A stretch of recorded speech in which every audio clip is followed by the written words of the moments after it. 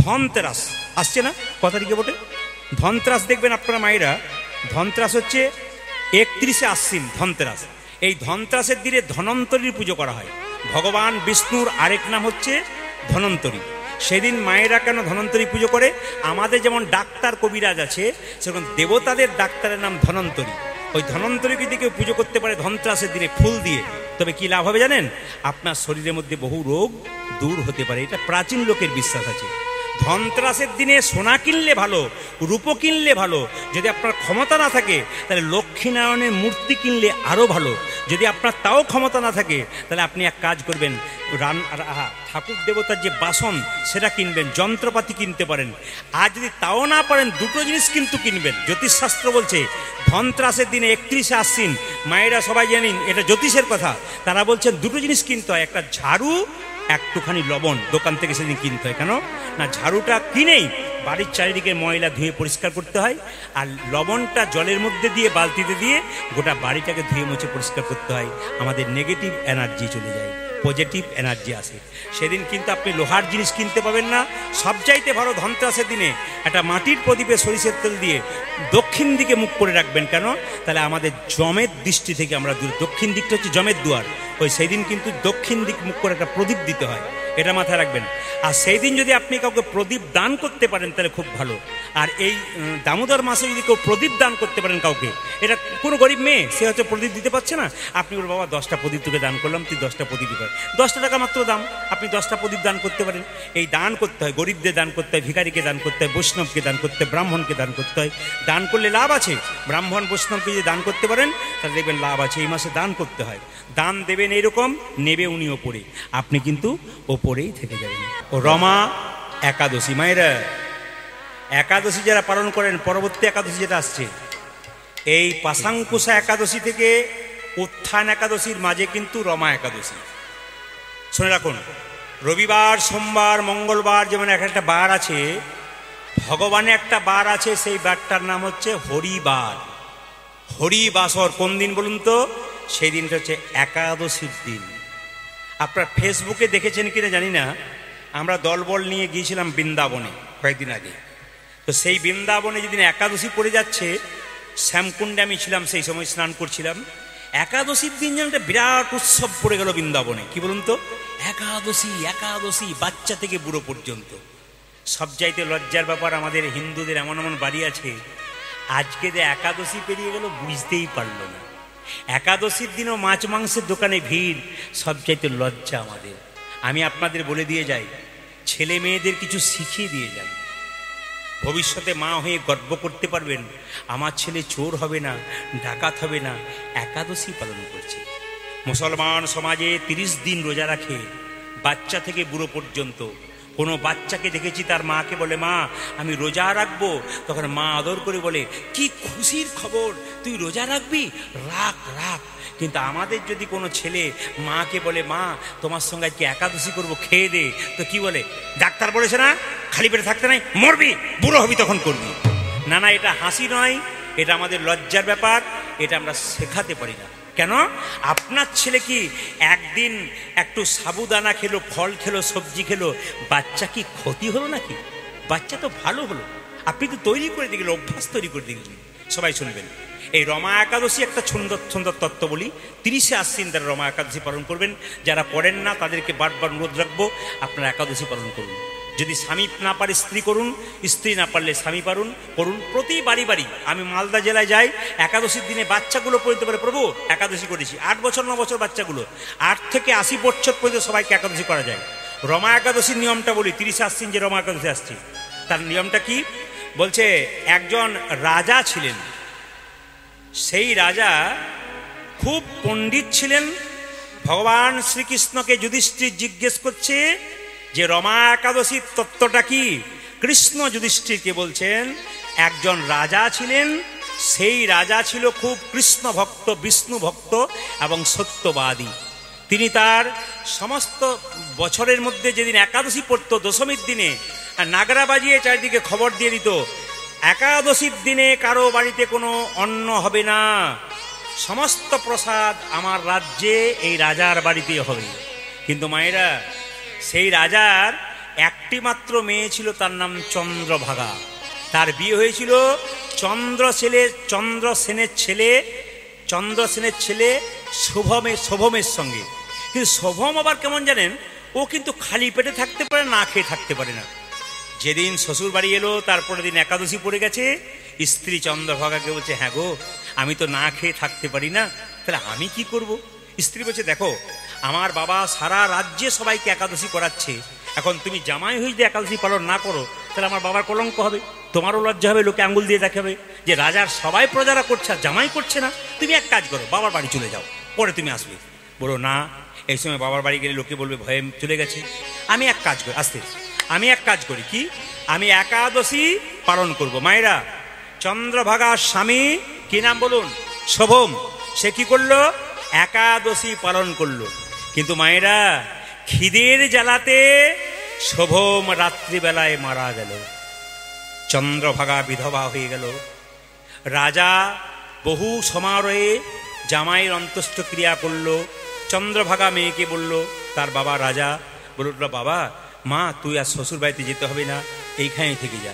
কিন্তু ওই যে রামা একাদশী পালন করেছিল, তাই জন্য মন্দর পর্বতে একটা সুন্দর স্বর্ণখচিত মন্দিরে মৃত্যুর পরে তার একটা জায়গা হয়েছিল, সে দেবদূত হয়ে গেছিল। কত দাস দাসী তার সেবা করছে। সেইখান থেকে রাজ পরিবারের একজন লোক, মানে রাজার কাছ থেকে রাজ পরিবারের লোকটা মন্দর পর্বত বেড়াতে গিয়ে দেখতে পেল শোভম একবার দেবদত্তের মতো বসে আছে। খবরটা এসে রাজাকে দিল, রাজার মেয়েকে দিল। রাজার মেয়ে ভাবছে, আমি তো স্বপ্ন দেখছি, মরে যাওয়ার পর দেবদত্ত হয়ে গেছে। বলছে, হ্যাঁ, তাকে কতজন সেবা করছে, সুন্দর পরিবেশ তার, তোমাদেরকে যেতে বলেছে। সঙ্গে সঙ্গে যেই না চন্দ্রভাগা গেল, স্বামীর চরণ আছাড় খেয়ে পড়ল এবং দৈবত্ব, হ্যাঁ, তিনি কি করলেন মায়েরা, তিনিও কিন্তু অন্তর্ধান করলেন এবং শেষে তিনি তার স্বামীর পাশে বসলেন। স্বামীকে বললেন, আমি একাদশী ছোট থেকেই করেছি আমার বাবাকে থাকাকালীন, আর তুমি একদিন করেছো বলে রমা একাদশীর ফল পেয়েছো, তুমি দেবত্ব প্রাপ্ত হয়েছো। মায়েরা, যারা রমা একাদশী আগামীতে পালন করবে তারা বিষ্ণুর চরণ লাভ করতে পারবে। তাহলে আগামী একাদশী যদি পালন করতে পারেন, বিষ্ণুর চরণ আপনার লাভ হবে। দেখুন, কিছু যদি করতে না পারেন, রাধা অষ্টমী ব্রত, জন্মাষ্টমী ব্রত, শিবরাত্রি, কিচ্ছু করার দরকার নেই। যদি না পারেন, আপনি একাদশী করলেই কিন্তু আপনার হয়ে যাবে। ওই জন্য বারবার বলবো, একাদশী কেউ বাড়ি বাড়ি বন্ধ করবেন না। একাদশী করান বাচ্চাদেরকে, একাদশী করুন আপনি, দেখবেন ছেলে ধৈর্য শিখবে, বীর্য শিখবে। কেন বলুন তো? ছেলে ধৈর্যবান হবে যদি উপবাস করতে পারে। উপবাস তো নির্জল হচ্ছে না। মুসলিমদের ছেলেরা 9 বছর 10 বছরের ছেলে সকাল থেকে সন্ধে পর্যন্ত থুতু গিলছে না, ওরা 30 দিন করতে পারছে পরপর। আর আমাদের ছেলেরা সাবু, কলা, দুধ, হ্যাঁ, তারপর আপনার পায়েস, কত রকম জিনিস খেতে পাচ্ছে, ফল খেতে পাচ্ছে, একটু সবজি খেতে পাচ্ছে। আপনি করাতে পারবেন না, তাহলে আপনি কেমন মা হলেন? বারবার বলবো, ছেলেদের শুধুমাত্র শিক্ষিত করলে হবে না, ছেলেদেরকে ধর্মের পথটা পরিষ্কার করতে হবে। একাদশীর দিনে কিছু কিছু জিনিস নিষেধ, আমি বলে গেছি, নতুন করে আজকে বলবো, কিছু কিছু শুনবেন। একাদশীর দিনে যদি কেউ পান খায়, পান খাওয়া অভ্যাস আছে, একাদশীর দিনে তার পান খাওয়া যাবে না। একাদশীর দিনে কেউ যদি ধূমপান করে প্রতিদিন, সেই দিন করা যাবে না। একাদশীর দিনে আপনি চা খেতে পাবেন না, আপনি কফি খেতে পাবেন না, শাক বা পাতা জাতীয় কোনো খাবার আপনি খেতে পাবেন না। একাদশীর দিনে, দশমীর দিনে যদি কেউ অন্য বাড়ি থেকে এসে আপনাকে অন্ন দেয়, সেই অন্ন আপনি খেতে পাবেন না। কেন? অন্ন দান করছে মানে পুণ্যের জন্য করছে, আপনার পুণ্যটা কিন্তু উনি কেড়ে নিচ্ছেন। ওই জন্য শাস্ত্র বলছে একবার পরিষ্কার করে যে দশমীর দিনে কেউ যদি নিমন্ত্রণ করে তার বাড়িতে খাওয়া যাবে না, আপনি নিজে রান্না করে সেদিন প্রসাদ পাবেন। কেন? নিরামিষ প্রসাদ পাবেন সেদিন। সবাই লক্ষ্য করুন, একাদশীর দিনে আপনারা সকালবেলায় দন্ত ধাবন মানে জিভ ছুলতে পাবেন না, দাঁত মাজতে পাবেন। আগেই বলেছি, দাঁত মাজতে মাজতে মাটিতে যদি ধাক্কা পেয়ে যায়, রক্ত বেরিয়ে যায়, একাদশী হবে না। যদি জিভ ছুলতে ছুলতে রক্ত বেরিয়ে যায়, একাদশী হবে না। তারপর পেস্টের মধ্যে লবণ থাকে, ওই জন্য আপনাকে করা যাবে না। তাহলে আপনি মুখটাকে ধোবেন কি করে, পবিত্র করবেন কি করে? 21 বার কুলকুচি করতে হবে। 21 বার মুখে জল নিয়ে কুলকুচি করতে হবে। যারা নির্জলা একাদশী করেন তারা তো একটু জল নিতে পাবেন না, তাহলে আপনাকে আচমন করতে হবে। আচমন করতে গেলে ঠোঁটে ঠেকিয়ে নেবেন জলটা, তারপর ফেলে দেবেন। নম বিষ্ণু বা শ্রী বিষ্ণু বলে 3 বার বলে ফেলে দেবেন, কিন্তু ভেতরে যেন জলটা না যায়। যারা আচমন করবার সামনে জল পাবেন না, হরিভক্তি বিলাস যদি পড়েন, তাহলে পরিষ্কার করে লেখা আছে আপনি ডান কানে 3 বার ভগবানের নাম করে স্পর্শ করবেন এরকম করে, তাহলে আপনার আচমন হয়ে যাবে। আচমনের সময় যদি জল যদি আপনার কাছে না থাকে, তাহলে ডান কানে সবসময় 3 বার এরকম করে ঠেকিয়ে আচমন করে দেবেন। আর 21 বার কুলকুচি করা, এটা কিন্তু হরিভক্তি বিলাসে পরিষ্কার করে বলা আছে। যারা প্রতিদিন খাবার পর একটু তাস খেলার অভ্যাস আছে, হতে পারে তাস কিন্তু জুয়া, এই খেলা যদি কারো অভ্যাস থাকে তাহলে একাদশীর দিনে কিন্তু এই খেলা আপনারা করবেন না। একাদশীর দিনে আপনারা কি করবেন মায়েরা? মিথ্যা কথা পরিহার করবেন। তাহলে কি দ্বাদশীর দিনে বলবেন? না না, মিথ্যা না বলাটাই ভালো। তবে একাদশীর দিন কিন্তু পরিহার করবেন। সেদিন ক্রোধ থাকবে না, রাগ থাকবে না। শুধু একাদশী মানে উপবাস না, আপনাকে প্রতিজ্ঞা করতে হবে খারাপ কিছু দেখব না, খারাপ কিছু বলবো না, খারাপ কিছু ভাববো না। এই প্রতিজ্ঞা, আমি সারাদিন খাইনি কিছু, এটা বড় কথা নয়। প্রতিজ্ঞা হচ্ছে কি, আমি খারাপ কিছু দেখব না, খারাপ কিছু বলবো না, খারাপ কিছু ভাববো না। এভাবে যদি একাদশী করতে পারেন আপনার খুব ভালো হবে। একাদশীর দিন কিন্তু কাঁচা লঙ্কা খাওয়া যায় না। তবে যারা ওই খান, ওই কি একটা চাল আছে শ্যামা চাল করে খান, শ্যামা চালে কিন্তু নিয়ম নেই। তবু যারা প্রথম করছেন তারা যদি অভ্যাস করেন ক্ষতি নেই, কিন্তু আপনারা করবেন না। সাবুদানা বিভিন্ন রকম মিক্সিং থাকে, তবু সাবুদানা আপনারা খেতে পারেন যদি কেউ না থাকতে পারেন। একটু ফল খাবেন, একটু সবজি খাবেন, কাঁচা কুমড়ো, কাঁচা পেঁপে, হ্যাঁ, আলু দিয়ে আপনি সবজি খাবেন, কাঁচা কড়া দিয়ে সবজি খাবেন। কিন্তু সাদা তেল দেবেন। কি তেল দেবেন আপনি? হ্যাঁ, সূর্যমুখী তেল দেবেন, কিন্তু অন্যান্য তেল চলবে না, ঘি চলে যেতে পারে। তবে যে লবণটা আপনি বাজার দোকান থেকে কেনেন ওই লবণ দেবেন না, সন্দক লবণ আপনি দেবেন। একাদশীর দিনে কি হয় মায়েরা, সবাই আলাদা আলাদা বিছানায় শোবেন। যে বিছানায় শুয়ে থাকেন বাবারাও সেই বিছানায় শোবেন না, আলাদা বিছায়। স্ত্রী সঙ্গ করা যাবে না সেদিন। নিয়ম হচ্ছে পবিত্র জীবনযাপন করতে হবে।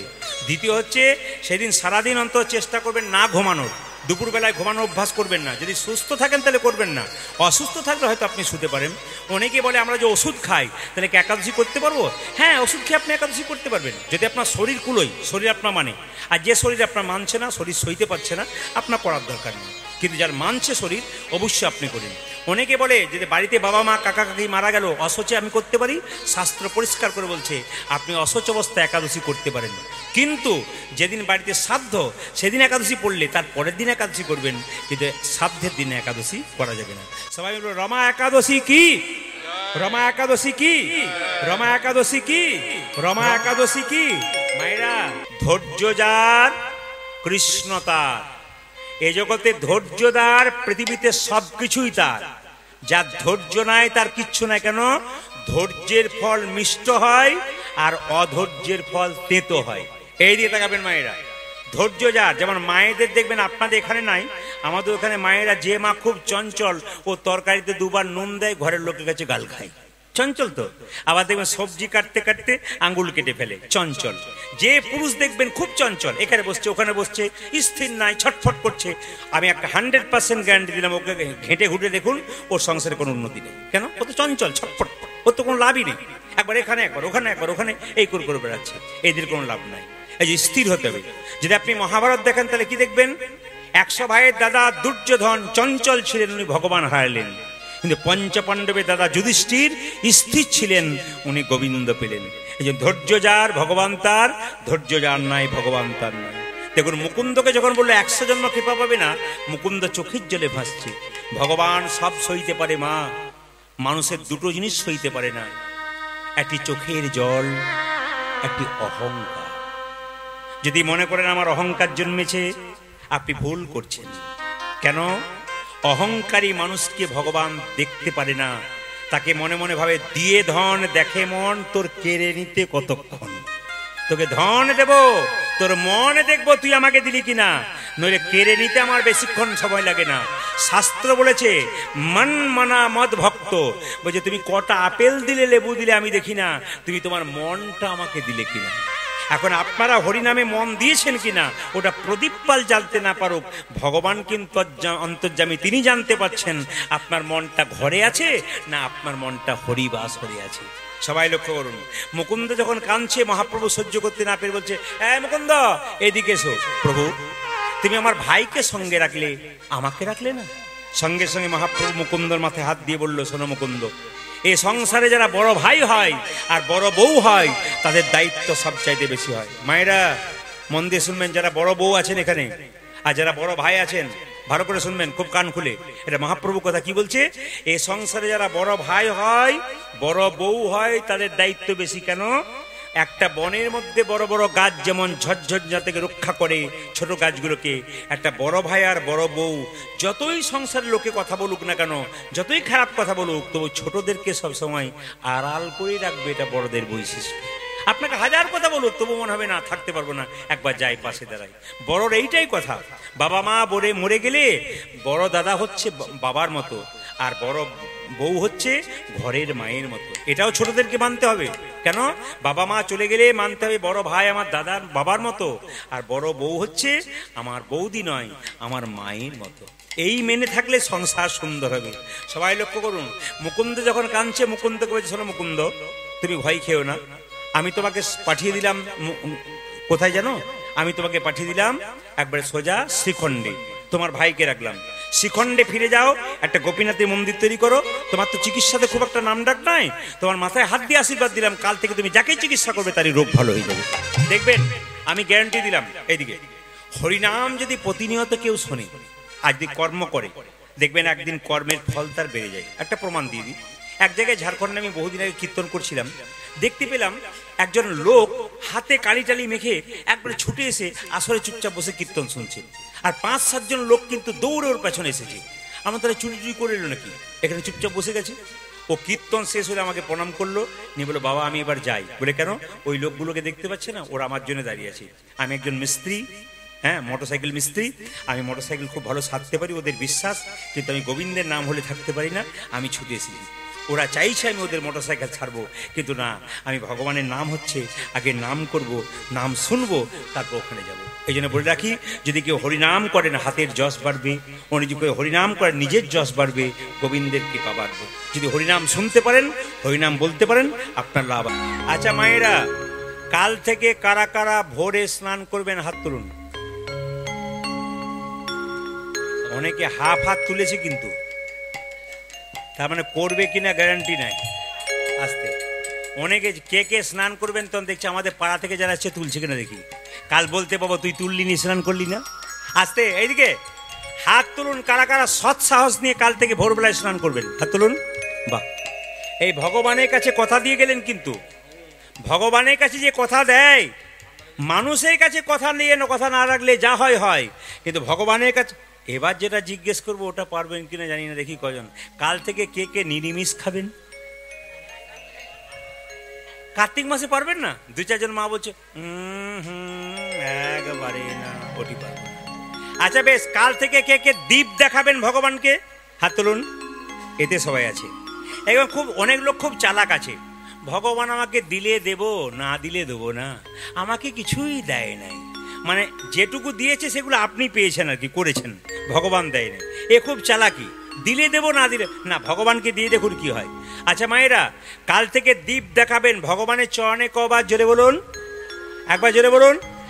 4 বার। নাভিতে কবার বলেন, আর মুখমণ্ডলে কবার, আর গোটা শরীরে কবার। বাহ বাহ, খুশি, আপনাদের চরণে কোটি কোটি দণ্ডবত প্রণাম। আপনারা বুঝতে পেরেছেন, এই যে বুঝে গেলেন আর কিন্তু ভুলতে পারবেন না। ইউটিউবের মাধ্যমে আপনারা শুনতে পাবেন MK স্টুডিও, আপনারা প্রচুর গান শুনতে পাবেন। সার্চ করবেন মোবাইলে MK স্টুডিও, দেখবেন প্রচুর গান আপনারা শুনতে পাবেন, এই তত্ত্বগুলো শুনতে পাবেন দামোদর মাসে। সংক্ষেপে বলে দিলাম, মুকুন্দ সরকার যখন বাড়িতে বসে আছে, তখন বাংলার একজন মুসলমান নবাব, তার নাম হোসেন শাহ, তার পেটে প্রচন্ড যন্ত্রণা, কোনো মতে ভালো হচ্ছে না। একজন বলল, শোনো নবাব, তোমার পেটে যন্ত্রণা ভালো হবে, একটা উপায় আছে, তুমি যদি ভিখারি সেজে, ফকির সেজে মুকুন্দ কবিরে রেখে যেতে পারো, তোমার পেটের যন্ত্রণা ভালো হতে পারে। ওই যে ভিখারি সাজবো বলে, হ্যাঁ, নইলে চিকিৎসা করবে না তো, বড় লোকের চিকিৎসা করে না, গরিবের করে। এত বড় বাংলার নবাব হোসেন শাহ ভিখারি সেজে, গরিব সেজে, হ্যাঁ ফকির সেজে চললো কোথায়? মুকুন্দ সরকারের বাড়ি। এই যে এই মুকুন্দ সরকারের বাড়ি কোনটা? ওই যে হরিনাম হচ্ছে ওটা, দেখবে প্রচুর লোক লাইন দিয়ে দাঁড়িয়ে আছে, চিকিৎসা করাচ্ছে ওটা। একজন বলল, না না, খোলের শব্দ হচ্ছে, করতালের শব্দ হচ্ছে ওটা। গিয়ে দেখলো মুকুন্দ সরকারের বাড়িতে প্রচুর লোক লাইন দিয়ে দাঁড়িয়ে আছে, নবাব হোসেন শাহ ফকির। এই যে বাবা, আমাকে একটু জায়গা করে দাও তো। এত বড় বাংলার নবাব প্রথমেই গিয়ে দাঁড়ালো সামনে, দেখতে পেল মুকুন্দ কবিরাজ সকালবেলায় ঘুম থেকে উঠে ভগবানের সেবা করছে। বাবা, যারা এখানে কীর্তন শুনলেন বা শুনছেন, তাদেরকে বলবো, আমি একবার চেন্নাই চিকিৎসা করাতে গিয়েছিলাম, আপনার ছেলে মেয়েকে শিক্ষা দেবেন। যিনি বিখ্যাত ডাক্তার চেন্নাই, তাকে দেখাচ্ছিলাম। সকালবেলায় ওনার যখন রুমে আমি গেলাম, তখন দেখলাম স্নান করে, বাঙালি ডাক্তার তো, স্নান করে গোপীনাথের মন্দিরে ফুল দিচ্ছে। 7টার সময় আসবেন উনি, মানে হসপিটালে, তার আগে স্নান করে গোপীনাথকে ফুল দিচ্ছে।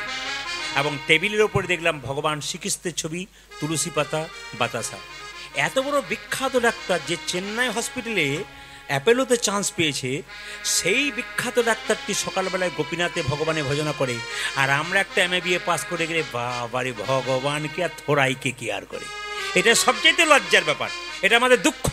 আমার ভাগ্নে, সে তো বর্ধমানে পড়াশুনো করে, বলে আমাকে কালকে এসেছিল আমার বাড়ি, আমাকে বলে মামা একটি মুসলিমের ছেলে ডক্টরেট করছে, সবচাইতে বেশি নাম্বার পেয়েছে, কিন্তু দিনের বেলা দিন থেকে রাত্রি পর্যন্ত সন্ধে পর্যন্ত 5 বার নামাজ পড়তে হয়, ও কিন্তু ওখানে বসে বসেই 5 বার নামাজ পড়ে। তাহলে এত বড় ডক্টর উপাধি পেতে চললো যে, বিখ্যাত নাম্বার পেয়ে, সেই ছেলেটি নিজের ধর্ম পালন করছে। আর আমাদের সবচেয়ে লজ্জার ব্যাপার, একটু পড়াশোনা করলে আর ভগবানের নাম কেউ করে না, মাগুলো পর্যন্ত বলে না, বাবারও বলে না একবার কৃষ্ণ নাম কর। দেখবেন ছেলেকে কৃষ্ণ ভক্তি শেখাবেন, ছেলে কুপথে যাবে না, বিপথে যাবে না, অন্তত বিবেক বৈরাগ্য জন্মাবে। তাই মুকুন্দ সরকার দাঁড়িয়ে আছে, নবাব গাইছে, প্রভু তুমি তো আমাকে টাকা পয়সা দাওনি, মন্দির তৈরি করে দেবো, তবে মন মন্দিরে আমি তোমাকে রাখবো। মুকুন্দ গাইছে আর নবাব দেখছে, আমার মন মন দিরে তুমি মদন মন দাঁড়াবে গো আসি, আমার মন মন্দিরে মদন মোহন দাঁড়াবে গো আসি ডাকে যায়। আমার মন মন্দিরে মদন মোহন দাঁড়াবে গো আসি ডাকি যায়। আমার মন্দিরে মদন মোহন দাঁড়াবে গো আসি ডাকে যায়। কাঁদিয়া কাঁদিয়া তব নাম লইয়া, কাঁদিয়া কাঁদিয়া তব নাম লইয়া, কাঁদিয়া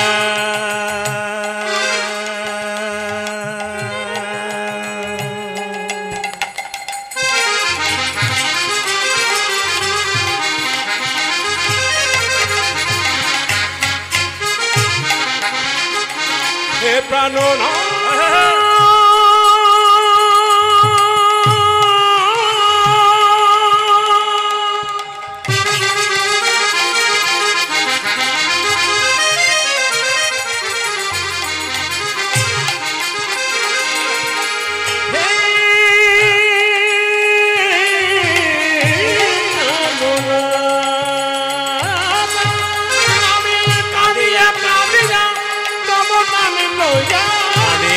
কাঁদিয়া তব নাম লইয়া, নয়ন জলে বুক ভাসায়া, আমি কাঁদিয়া কাঁদিয়া তব নাম লইয়া, নয়ন জলে বুক ভাসায়া। আমার মন মন্দিরে মদন মোহন দাঁড়াবে গো আসি ডাকিয়া, আমার মন মন্দিরে মদন মোহন দাঁড়াবে গো আসি ডাকিয়া। আপনাকে ডাকছি, চশমা পরে আপনি আসুন। ওই যে মাঝে বসে আছেন চশমা পরে, হ্যাঁ আপনাকে, হ্যাঁ ওখানে ডাকছি ওনাকে। এদিকে আসুন, এদিকে আসুন। আপনাকে পিছনে আসুন। না না আপনাকে নয়, বসুন। মুকুন্দ সরকার নবাবকে ডাকছি, বসুন বাবা, আপনাকে নয়। মানে চশমা পরে দাঁড়িয়ে আছে নবাব সামনে, আপনারা ভাবছেন মুকুন্দ বলছে এই যে আপনাকে ডাকছি। এত বড় বাংলার নবাব বলল আমাকে? কি নাম তো, এই যে কি নাম তোমার? আমার নাম হোসেন ফকির। ফকির? আরে এখানে হিন্দু মুসলমান বলে কোনো ব্যাপার নেই, সবার চিকিৎসা হয়। কি হয়েছে তোমার? বাবা আমার পেটে খুব যন্ত্রণা, অমনি কবিরাজ এলো, আমার পেটে যন্ত্রণা ভালো করতে পারলো না, এক কাজ করো। বলে কি? আমার পেটে যন্ত্রণা ওষুধ দাও। নবাবকে মুকুন্দ বলল চিনে না তো, চিনতে পারিনি তো, কি বলছেন? এক কাজ করো। বলে কি? আমার মাটির বারান্দাতে জামাটা খুলে ফেলো তো। বাংলার নবাব মনে মনে হচ্ছে জামা আমি খুলবো, কিন্তু রোগ যদি না আসে তোমার একদিন কামার। আরে জামাটা খোলো। ভয়ে নবাব জামাটা খুলে দিয়েছে, ফকির সেজে দাঁড়িয়ে আছে। নবাব মুকুন্দ চিনতে পারেনি। জামাটা খোলো। যে না জামা খুলেছে বলছে এবার মাটির বারান্দাতে গড়াগড়ি দিয়ে দাও। নবাব মনে মনে ভাবছে কালের কাল বর্ষাকাল, হরিণের চাতে বাঘের গাল, নেহাত বেকায়দায় পড়েছি, পেটের যন্ত্রণা যদি ভালো না হয় দেখবে আমি কে এসেছি। আরে গড়াগড়ি দাও। যেই না নবাব ভয়ে ফকির সেজে গড়াগড়ি দিয়েছে, অমনি চমকে উঠেছে। মুকুন্দ, কবিরাজ তোমার কেন ওষুধ দেওয়া থাকে নাকি? বলে কেন? যেই না গড়াগড়ি দিলাম, আরে বাবা আসা যাওয়া কেন করেন? বারবার করে একই রাস্তাতে দেখতে দৃষ্টিকটু লাগে। যদি আসবেন তো ওপরের রাস্তা, অন্য রাস্তায় আসুন। ভক্তদের পাশ দিয়ে বারবার যাওয়া আসা, হরে কৃষ্ণ, সবাই লক্ষ্য করুন কি বলছে, এই দিকে তাকাবেন। বলছে গড়াগড়ি দিলাম, আমার অর্ধেকটা পেটের রোগ ভালো হয়ে গেল। মুকুন্দ বলল কি জানি সবাইকে ওষুধ দিতে দিতে এক আধটু পড়ে গেছে, তোমার হয়তো কাজে লেগে গেছে। আসলে তা নয়, তা নয়। ভক্ত পদ ধুলিয়ার ভক্ত পদ জল, ভক্ত পদ ভক্ত ভক্ত শেষ হয় তিন মায়েরা। ভক্তের চরণ ধুলিতে কেউ যদি গড়াগড়ি দিতে পারে, ভক্তের অন্ন এঁঠো, ভক্তের চরণ ধুলিতে কেউ যদি গড়াগড়ি দিতে পারে, আর ভক্তের উচ্ছিষ্ট প্রসাদ যদি কেউ খেতে পারে, আর ভক্তের চরণ ধোয়া জল যদি কেউ মাথায় নিতে পারে, এ হলো তিন মহাবল। সবাই তাকাবেন।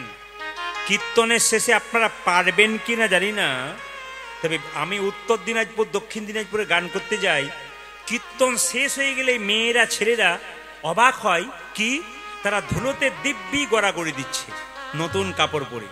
জিজ্ঞেস করি কাপড় ময়লা হয়ে যাবে না?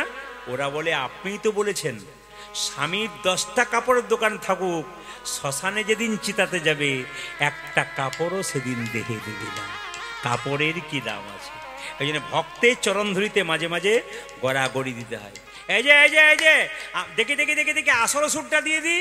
যেই না মুকুন্দ কবিরাজ নবাবকে আসল সুরটা দিয়েছে, সঙ্গে সঙ্গে নবাবের পেটের যন্ত্রণা ভালো হয়ে গেছে। নবাব মুকুন্দ, মুকুন্দ বলছে কার এত বড় সাহস যে আমার নাম ধরে ডাকছে? আমি সারা বাংলার নবাব হোসেন শাহ। নবাব, হ্যাঁ আমি তোমাকে পরীক্ষা করতে এসেছিলাম তুমি কত বড় কবিরাজ। সত্যি? এদিকে এদিকে পয়সা দেবার দরকার হবে না মা, বসুন বসুন। ঠিক আছে বাবা, ঠিক আছে। হরে কৃষ্ণ।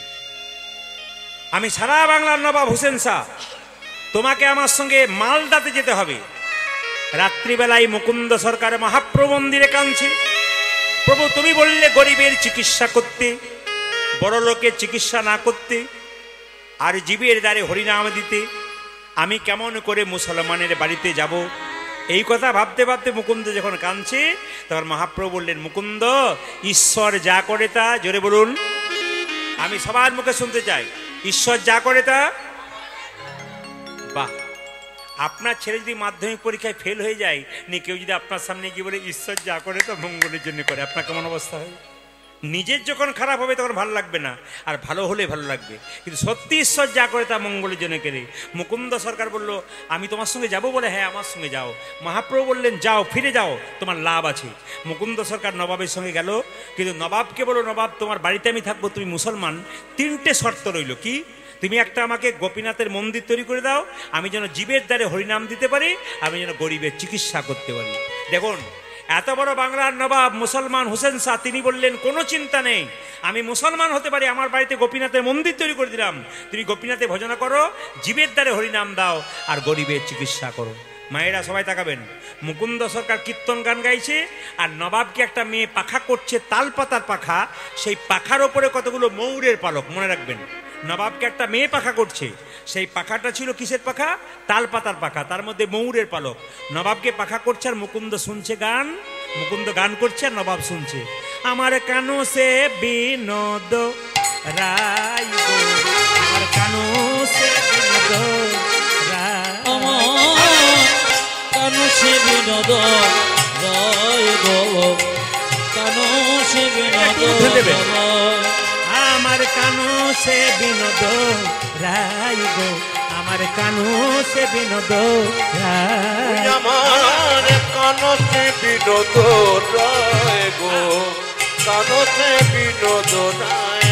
ও মা তারে বিনোদ ললাটি, বিনোদ বুড়াই, বিনোদ বরিহা, বিনোদ চূড়া, বিনোদ বরিহা, বিনোদ চুরাই,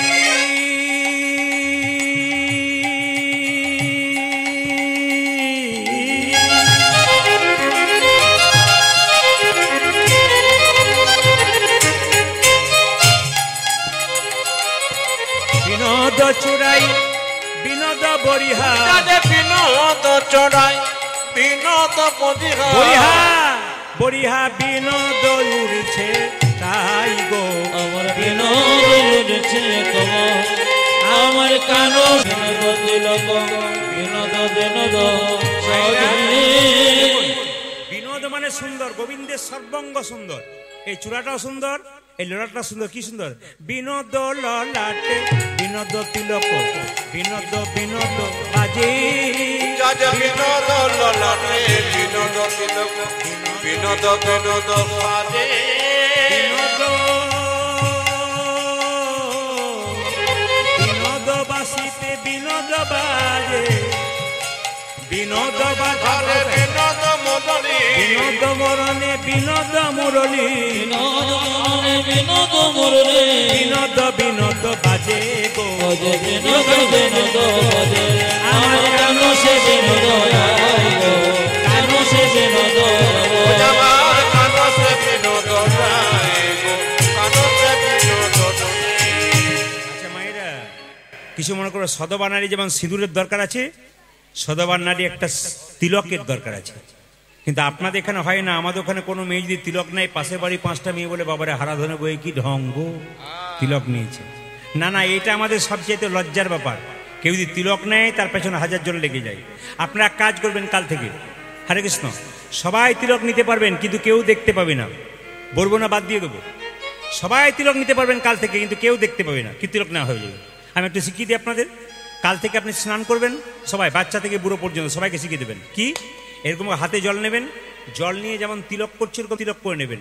এখানে ফোঁটা দেবেন, তিলক করে নেবেন, কেউ দেখতে পাবে না, কিন্তু জল তিলক আপনার হয়ে গেল।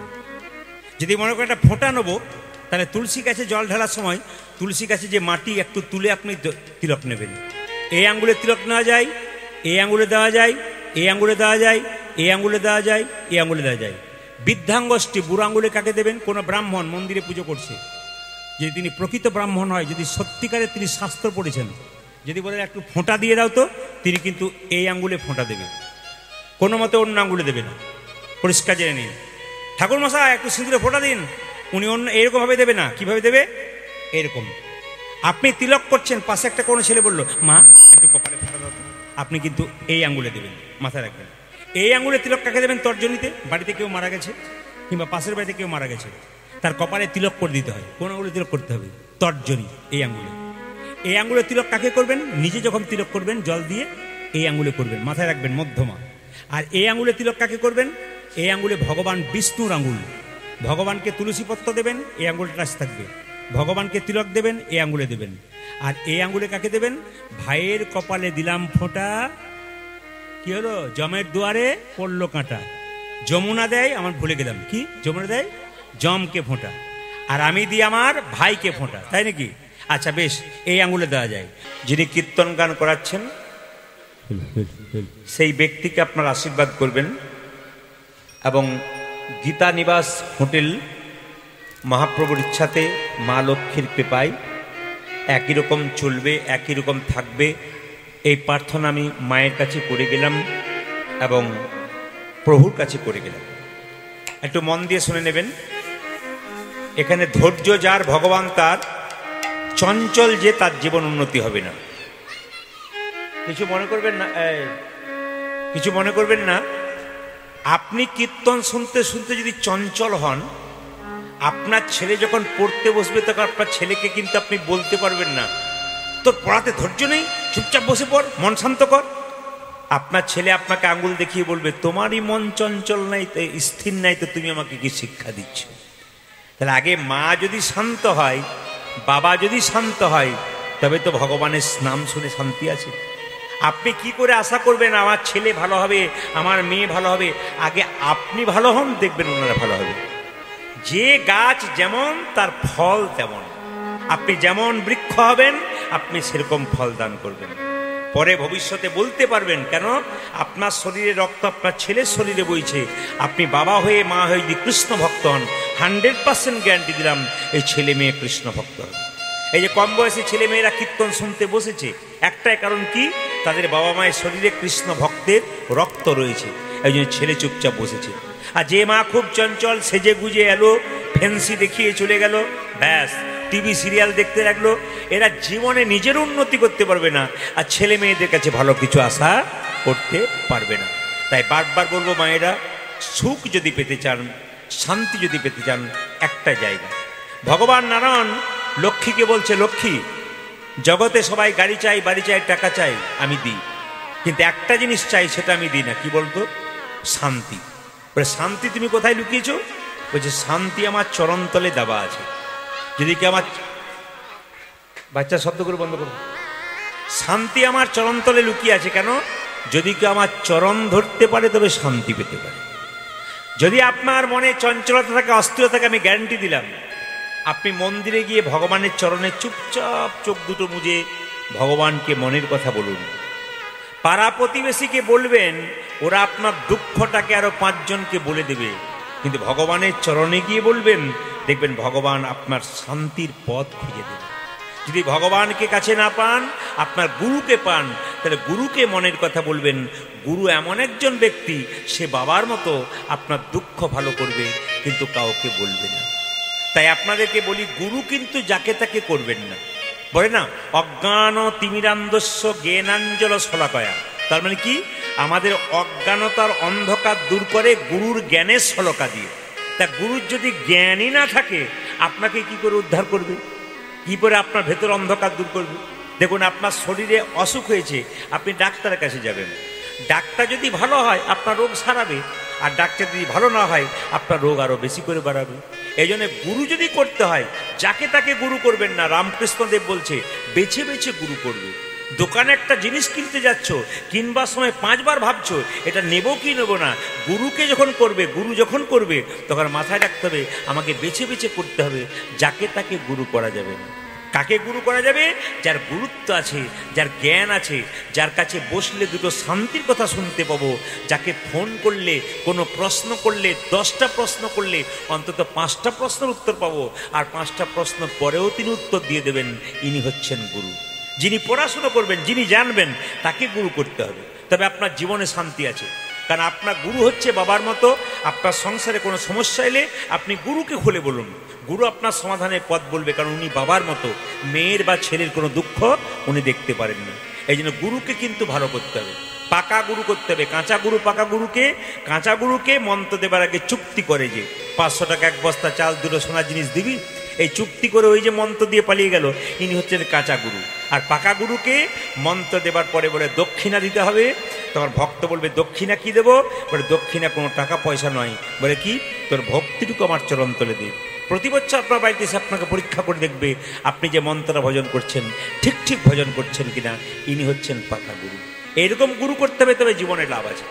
গুরু যে জাতিতে ব্রাহ্মণ হবে তা নয়, জাতিতে শুদ্ধ হবে তা নয়। কারণ কৃষ্ণদাস কবিরাজের, আপনি চৈতন্য চরিতামৃত পড়ুন, পরিষ্কার করে লেখা আছে, কিবা বিপ্র কিবা শূদ্র নাসিক জ্ঞানে নয়, কৃষ্ণ তত্ত্ববেত্তা যেই সেই গুরু হয়। গুরু যে জাতিতে ব্রাহ্মণ হবে তা নয়, গুরু শূদ্র হবে তা নয়। গুরু সেই হবে, কি হবে? যিনি কৃষ্ণ তত্ত্ব কথা ভালো জানেন, তাকে গুরু করলে আপনার জীবনে লাভ আছে। যিনি পড়াশুনো করেন, যিনি জ্ঞান অর্জন করেন, তাকে কিন্তু গুরু করতে হবে। তবে অজ্ঞান আধার আপনার দূর করবে। তাই মহাপ্রভু নিতাই চাঁদ করে, দাদা তুমি জীবের দ্বারে হরিনাম দাও। কিভাবে?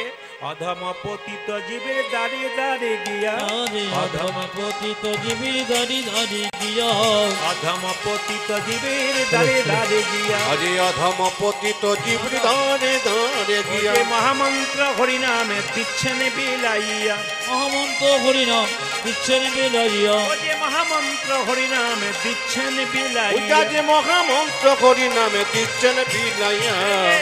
যারে দেখে তারে বলে দন্তে তৃণ ধরি, আজ যারে দেখি তারে বলে দন্তে তৃণ ধরি, যারে দেখে তারে বলে দন্তে তৃণ ধরি, যারে দেখে তারে বলে দন্তে তৃণ ধরি। আমারে কিনি আলো বল গৌর হরি হরি, আমারে কিনি আলো বলে গৌর হরি, আমারে কিনি আলো বল গৌর হরি, আমারে কিনি আলো বল গৌর হরি।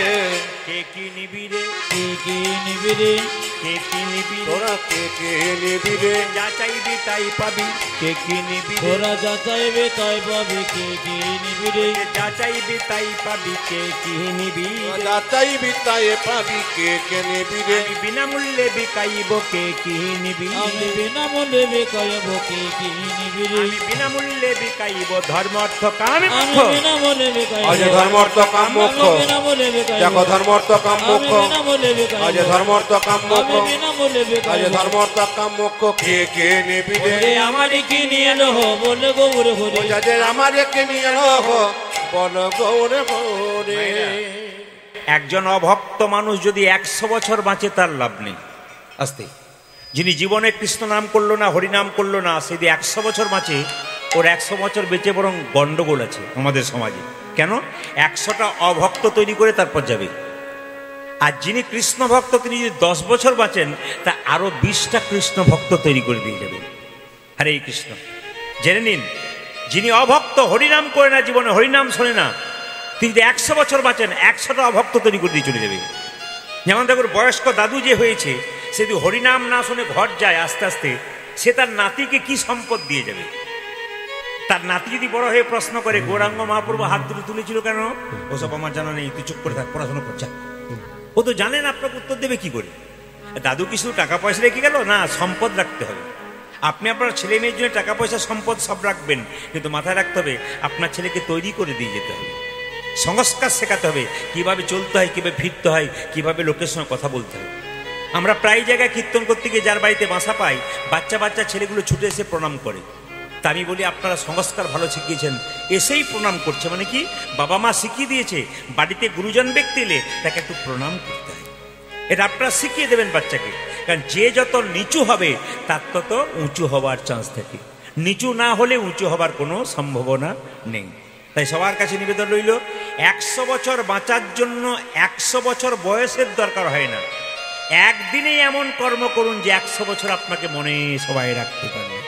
মায়েরা, ঈশ্বরচন্দ্র বিদ্যাসাগর কি 100 বছর বেঁচেছিলেন? এমন কর্ম করেছিলেন যার ছবি এখনো বাড়ির দেওয়ালে আছে। মহাত্মা গান্ধী কি 100 বছর বেঁচেছিলেন? তিনি এমন কর্ম করলেন যে টাকা পয়সার উপরে তার ছবিটা চিরকাল রয়ে গেল। শুনলে চমকে যাবেন, মহাত্মা গান্ধী সকালবেলায় ঘুম থেকে উঠে স্নান করে গীতা হাতে নিয়ে বলতো, গীতা শ্রীমদ্ ভাগবত গীতাকে নিয়ে বলতো, তুমি আমার মা, আর আমাকে জন্ম দিয়েছে সে একটা মা, গীতা একটা মা। আর তাহলে যিনি হচ্ছেন মহাত্মা গান্ধী, তিনি এত বড় মানুষ, সে যদি গীতা পড়তে পারে, আমাদের ছেলে মেয়েরা যতই উঁচু পড়াশোনা করুক, অন্তত গীতা পড়বার কথা আপনারা বলবেন। যদি গীতা পড়তে না পারে, তাহলে গীতা একবার মাথায় ঠেকাতে বলবেন। কেন বলুন তো? গীতার আশীর্বাদ। ভাগবত আর গীতার মধ্যে তফাৎ কি? গীতা হচ্ছে ভগবান শ্রীকৃষ্ণের মুখস্থিত বাণী, আর ভাগবত হচ্ছে স্বয়ং ভগবান। ওই জন্য ভাগবত বাড়িতে যত্ন করে রাখতে হয়, আর ছোট্ট গীতাগুলো বাড়িতে বাচ্চার ব্যাগে দিয়ে দেবেন। স্কুলে যাবে, আপনার স্বামী বাইরে যাচ্ছে, আপনি গীতা রেখে দেবেন। আপনারা যারা বাইরে যাচ্ছেন, ব্যাগের মধ্যে এত জিনিস নিয়ে যাচ্ছেন, ছোট্ট একটা গীতা অন্তত পড়ে রাখবেন। কেন? গীতা মানুষের জীবন বাঁচাতে পারে। অনেক উদাহরণ আছে, আপনি দেখে নেবেন। আপনার ছেলে মেয়ের ব্যাগে একটা ছোট্ট গীতা দেবেন, আপনার স্বামীকে দেবেন, আপনি বাইরে যাবেন, আপনার ব্যাগে গীতা রাখবেন। প্রত্যেকটি হিন্দু জাতির কর্তব্য অন্তত একটা করে গীতা রাখা। গীতা স্বয়ং ভগবানের বাণী, এবং সেই গীতা রাখলে আপনার অনেক বিপদ থেকে উদ্ধার হবে। একদিন বলতে বাধ্য হবেন, আপনি ঠিকই বলে গেছেন, গীতা কিন্তু জীবনকে অনেক দুঃখ থেকে দূর করে, অনেক ব্যথা থেকে দূর করে। তাই আসুন, মহাপ্রভু প্রত্যেকটা জীবের দ্বারা হরিনাম দিচ্ছেন। কি বলছেন? এক কৃষ্ণ নামে দেখো যত পাপ হবে, এক কৃষ্ণ নামে দেখো যত পাপ হবে, কৃষ্ণ নামে দেখো যত পাপ হবে। আজ এক কৃষ্ণ নামে দেখো যত পাপে ঘটে, পাপীর সাধ্য নাই তত পাপ করে, ওগো পাপীর সাধ্য নাই তত পাপ করে, পাপীর সাধ্য নাই তত পাপ করে। পূজা যে পাপীর সাধ্য নাই তত পাপে করে। হেন কৃষ্ণ নামে যদি লই বহুবার, আজ হেন কৃষ্ণ নামে যদি লয় বহু বাবা, কৃষ্ণ নামে যদি লই বহুবার, পূজা যে হেন কৃষ্ণ নামে যদি লয় বহুবা, দেহেতে না হয় তোমার প্রেমেরও বিস্তার, আজ দেখিতে না হয় তোমার প্রেমেরও বিস্তার, দেহেতে না হয় তোমার প্রেমেরও পূজা বিস্তার। যে দেখিতে না হয় তোমার প্রেমেরও বিস্তার। আপনাদের শরীরে কৃষ্ণ নামের প্রভাব আছে কিনা কি করে বুঝবেন? আমি আপনাদের চোখের দিকে তাকাচ্ছি, মুখের দিকে তাকাচ্ছি। যারা কৃষ্ণ নাম শুনতে শুনতে হাত তুলছে, আবেগে একটু মাথা নাড়াচ্ছে, বুঝবেন তাদের মধ্যে কৃষ্ণ প্রেম আছে। আর যারা মাঝে মাঝে হাই তুলছে, মাথা আঁচড়াচ্ছে, বুঝে নেবেন তাদের ভালো লাগছে না। আচ্ছা, হরিনাম কাদের ভালো লাগে না একটু বলে দিই। রামকৃষ্ণদেব বললেন যে একজন মেছেনি অনেক দূরে মাছ বিক্রি করতে গেছিল গ্রামে। সন্ধে হয়ে গেছে, বাড়ি ফিরতে পারছে না, প্রচণ্ড মেঘ করেছে। এক মালি বাগানে ফুল গাছ লাগিয়েছে। মালিককে বলছে, ভাই কিছু মনে করো না, অনেক দূরে আমার বাড়ি, আমি যেতে পারবো না, তো তোমার বাগানে একটু থাকবার জায়গা দেবে? বলছে, হ্যাঁ দেবো। এখন মাছের ডালাটাকে এক পাশে রেখে ফুলের বাগানে একটা ঘরের মধ্যে চুপচাপ শুয়ে আছে, কিন্তু মেয়েটার ঘুমই আসছে না। মাছেরই কেন বলুন তো? ফুলের সুগন্ধ পেয়ে ওর কোনো মতে ঘুম আসছে না, খালি এপাশ ওপাশ করছে। যখন দেখলো ঘুম আসছে না, ঘুম কি করে আসবে? মাছের যে ডালাটা নিয়ে গেছিল জল দিয়ে ছেপিয়ে দিয়েছে, আর মাছের আঁশের যে গন্ধ ভকভক করে বেরোচ্ছে, ওতে দিব্যি আমরা নাক ডেকে ঘুমোতে শুরু করেছি।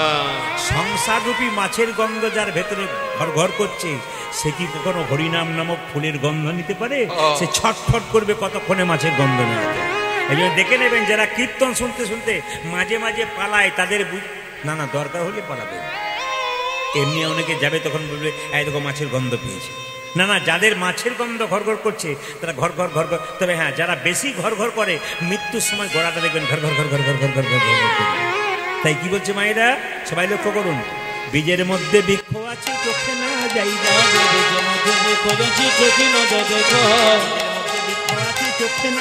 দেখো বৃক্ষের মধ্যে বৃক্ষ আছে চোখে না যায় দেখা। নামের মধ্যে নামি আছে হৃদয় পটে, নামের মধ্যে নামে আছে হৃদয় পটে, নামের মধ্যে নামি আছে হৃদয় পটে, যাদের নামের মধ্যে নামে আছে হৃদয় পটে আঁকা।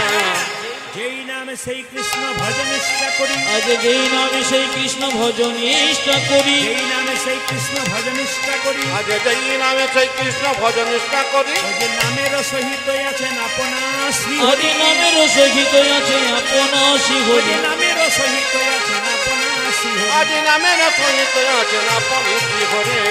আপনারা যারা কীর্তন শুনতে এসে একটু বলবেন, আচ্ছা জ্বর হলে জিভটা মিষ্টি মিষ্টি লাগে নাকি?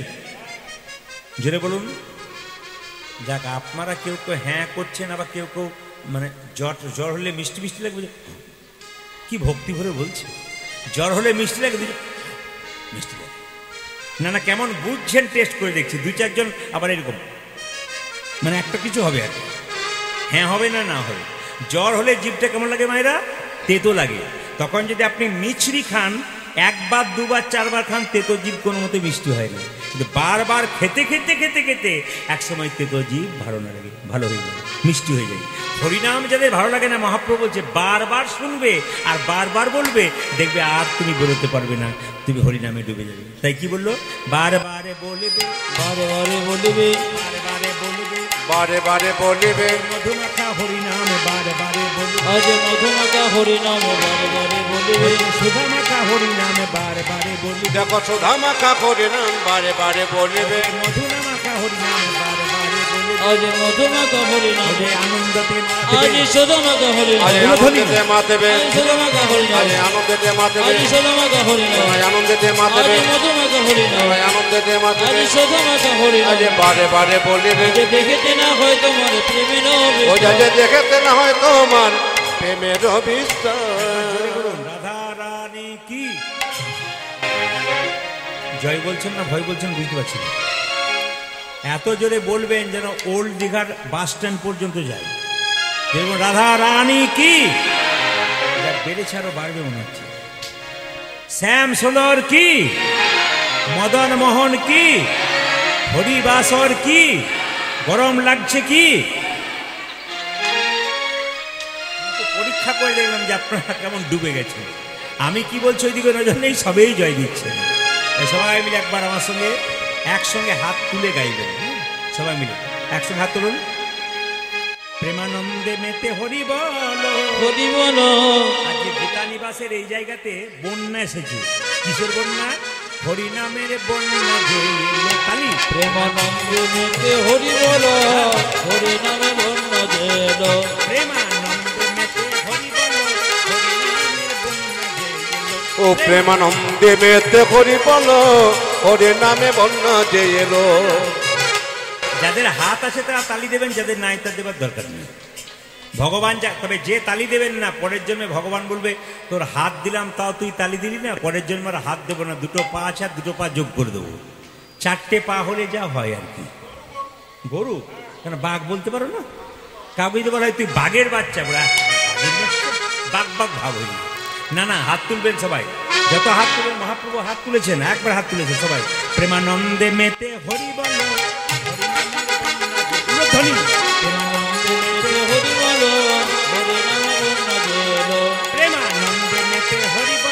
হরি নামের বন্যা জেলো। ও প্রেমানন্দে মেতে হরি বল, হরি নামে বন্যা যে এলো। এমন বন্যা দেখি নাই শুকনাতে তলাই, ডুবলো দেশের নর নারী জাতের বিচার নাই। এমন বন্য দেখিন শুকনোতে তলায়, ডুবলো দেশের নর নারী জাতের বিচার নাই। এমন বন্যা দেখি নাই শুকনাতে তলাই, ডুবলো দেশের নর নারী জাতের বিচার নাই। এমন বন্যা দেখি নাই শুকনোতে তলায়, ডুবলো দেশে নর নারী জাতির বিচার নাই। হিন্দুর ছেলে হরিনামে ডুবেছে, একজন মুসলমানের ছেলে ডুবেছিল। সে কে? ও দেখো হরিদাস, ও দেখো হরিদাস, ও দেখো হরিদাস, কাজী ছেলে সেও বুঝি ডুবলো। দেখো হরিদাস, দেখো হরিদাস, দেখো হরিদাস, কাজী ছেলে সেও বুঝি ডুবলো। প্রেমানন্দে মেতে হরি বল, হরি নামের বন্যা জেলো। প্রেমানন্দে মেতে হরি বল, হরি নামে বন্যা জেলো। ও প্রেমানন্দে মেতে হরি বল, হরি নামে বন্যা যে এলো। প্রেমানন্দে মেতে হরি বল, হরি নামে বন্যা জেলো। নয়নানন্দেতে ভক্তি ভবে, ভবে, সেই তো সকলেই জানে, সকলই জানে, সর্বসিদ্ধি করতলে। করতলে। ও নয়নানন্দে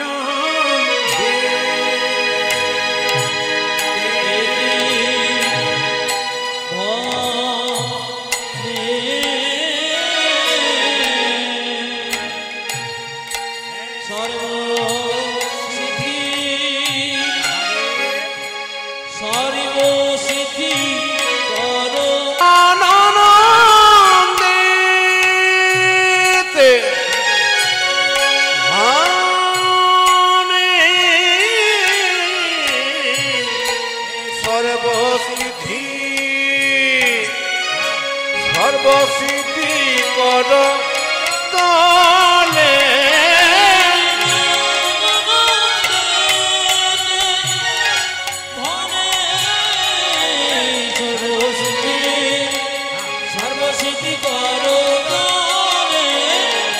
নয়নানন্দিতে মনে সর্বসিদ্ধি করতলে।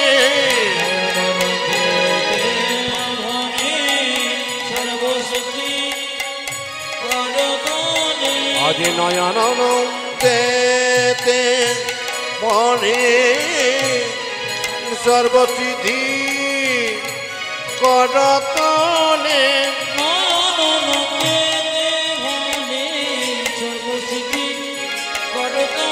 নয়নানন্দিতে মনে সর্বসিদ্ধি করতলে। নয়নানন্দিতে মনে সর্বসিদ্ধি করতলে। আজ নয়নানন্দিতে মনে সর্বসিদ্ধি করতলে। ও জয় নয়নানন্দিতে মনে সর্বসিদ্ধি করতলে। নয়নানন্দিতে। সবাই মিলে হাত তুলে বলুন রাধে রাধে। মায়েরা যারা বাইরে আছেন শুনতে পাচ্ছেন তো? শুনতে পাচ্ছেন? ঠিক আছে, পাচ্ছেন তো বলবেন, হাত তুলে বলুন পাচ্ছেন। বেশ, জোরে বলুন राधे राधे। आरो जोर से बोलना पड़ेगा,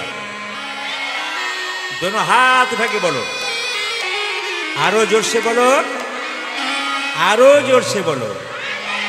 चलुन बृंदावने जाए, चलो रे मन बृंदावन धाम, चलो रे मन बृंदावन धाम। रतिजा राधे राधे नाम, मिलेंगे कुंज बिहारी, मिलेंगे राधा प्यारी। चलो मन बृंदावन।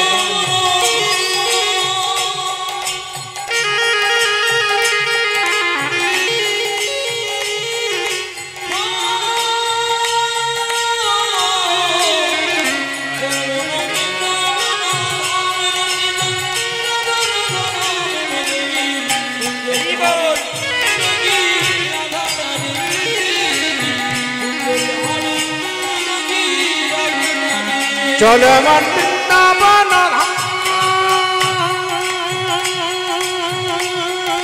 হরি বল।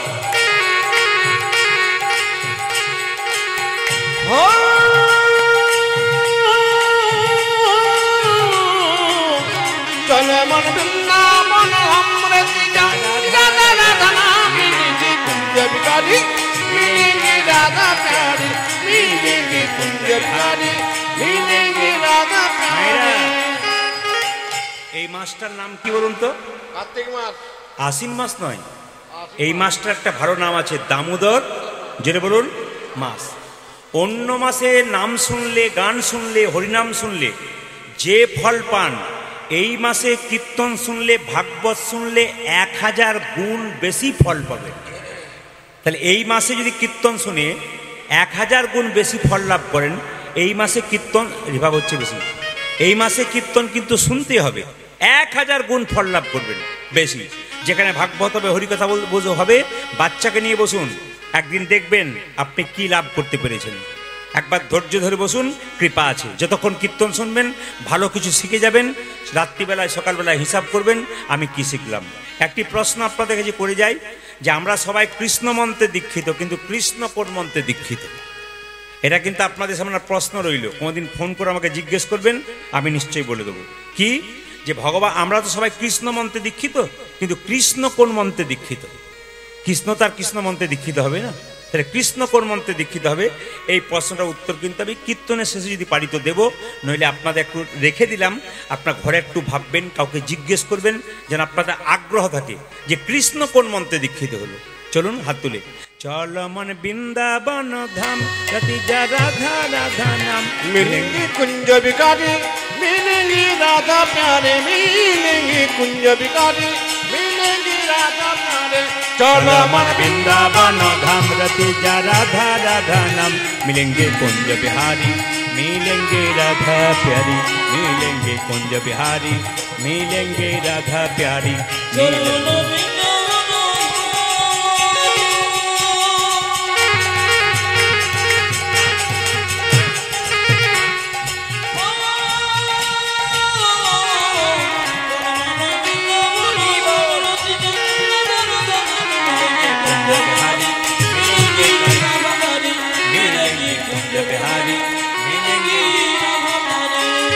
सब धाम से प्रिय वृंदावन धाम है, सबसे मीठो मधु श्री राधा नाम है। ओ ओ सब धाम से प्रिय वृंदावन धाम है,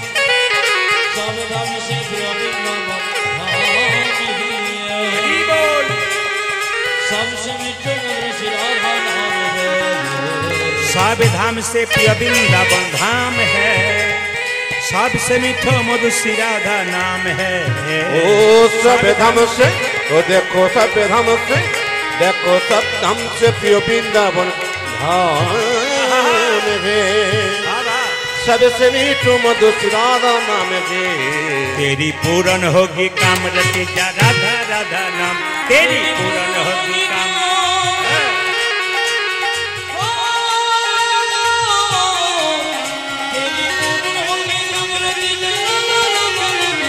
उल्टा बनाओ।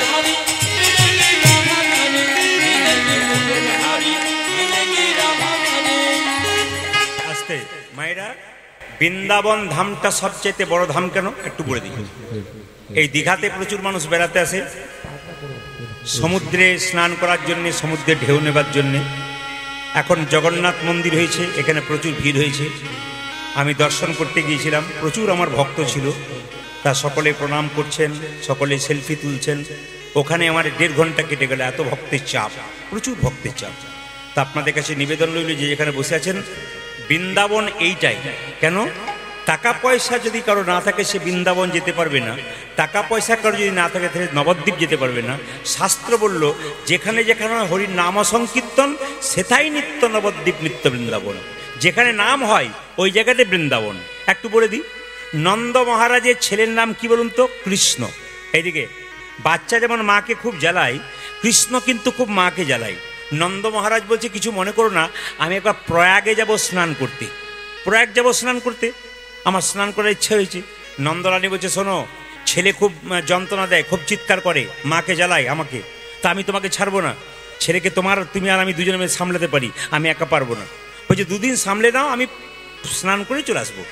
নন্দ মহারাজ যেতে যেতে একটা গাছের নিচে চুপচাপ বসে আছে, ভাবছে কৃষ্ণের কথা। সেই সময় দেখছে একজন কুষ্ঠব্যাধি লোক ধুলোর মধ্যে গড়াগড়ি দিচ্ছে, প্রচণ্ড পুঁজ রক্ত শরীরে ধুলোর মধ্যে গড়াগড়ি দিচ্ছে, আর ঘায়ের মধ্যে বালি সমস্ত ঢুকে যাচ্ছে। কিন্তু কিছুক্ষণ পরে যখন সেই লোকটি উঠে দাঁড়ালো, সব রোগ তার ভালো হয়ে গেল, সুস্থ হয়ে গেল। মহারাজ জিজ্ঞেস করে নন্দরাজা, কি ব্যাপার, তুমি কে? কুষ্ঠব্যাধি লোক ধুলোতে গড়াগড়ি দিলে বৃন্দাবনে, তখন তোমার কুষ্ঠ ছিল, যেই না তুমি উঠে গেলে আবার কুষ্ঠ চলে গেল। বলছে আমি হলাম প্রয়াগরাজ, তুমি যেখানে স্নান করতে যাচ্ছিলে। আমার মধ্যে পাপি তাপি সবাই স্নান করে আমাকে প্রচণ্ড পাপ দিয়ে দিয়েছে, তাই আমার শরীরে কুষ্ঠ হয়ে গেছে। তাই বৃন্দাবনে ধুলোতে গড়াগড়ি দিচ্ছিলাম যদি আমার পাপ নষ্ট হয়। তো গড়াগড়ি দেওয়ার পর দেখলাম আমার সমস্ত কুষ্ঠ ভালো হয়ে গেল। নন্দ মহারাজ মনে মনে ভাবছে, তাহলে প্রয়াগে গিয়ে কী লাভ আছে? স্বয়ং প্রয়াগরাজ যদি বৃন্দাবনে আসে, তাহলে বৃন্দাবনটা কত বড় ধাম, আমার প্রয়াগ গিয়ে কী লাভ আছে? তাই বৃন্দাবনের কত মহিমা আছে আপনারা আজকে বুঝতে পারবেন। এটা হচ্ছে বৃন্দাবন ধাম। কি বলছে? বৃন্দাবনে গেলে দেখতে পাবেন মায়েরা, এই যে দামোদর মাস চলছে, আমি একটু আগে আপনাদের বলে দেবো এই দামোদর মাসে আপনারা কী করবেন, খুব সংক্ষেপে বলে দেবো। বাড়িতে সব কিছুই করবেন, ওর মধ্যে আপনার মাইকের সাউন্ডটা কমে যাচ্ছে ভাই। জয় নিতাই, টোনটা বাড়াও, টোন বাড়াও যত আছে। জয় নিতাই, জয় নিতাই, ব্যাস পাতলা করুন। জয় নিতাই, জয় নিতাই, ব্যাস এটা যেন থাকে। সবাই হরে কৃষ্ণ। একটু পর আমি সব ব্যাখ্যা করে দেবো, আপনাদের পরিষ্কার করে বুঝতে পারবেন।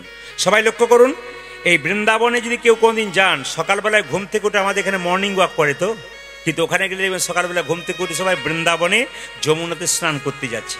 আর স্নান করার পরে ওরা বাড়ি ঢোকে না, ওরা মন্দির পরিক্রমা করে তারপর বাড়ি ঢোকে। এটা হচ্ছে বৃন্দাবনের নিয়ম। তাই বলছে সকালবেলায় বৃন্দাবনে যাবেন। পদকর্তা বলছেন কি, প্রার্থনে সে যমুনা মে নহায়েঙ্গে, পরিক্রমা করকে জীবন সফল বানায়েঙ্গে। ও ও প্রার্থনে সে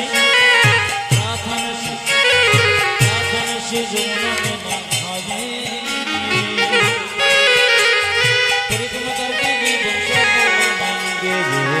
प्रार्थने से प्रार्थने से प्रार्थने से प्रार्थने से जमुना में नहाएंगे, परिक्रमा करके जीवन सफल बनाएंगे। ओ प्रार्थने से, ओ देखो प्रार्थने से, देखो प्रार्थने से जमुना में नहाएंगे, परिक्रमा करके जीवन सफल बनाएंगे।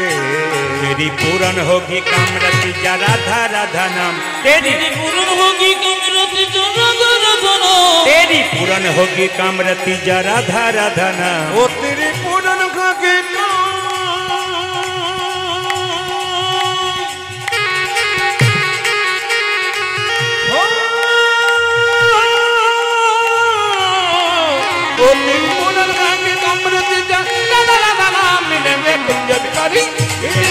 उलधनी समय उलधनी चलो मनो बृंदावन,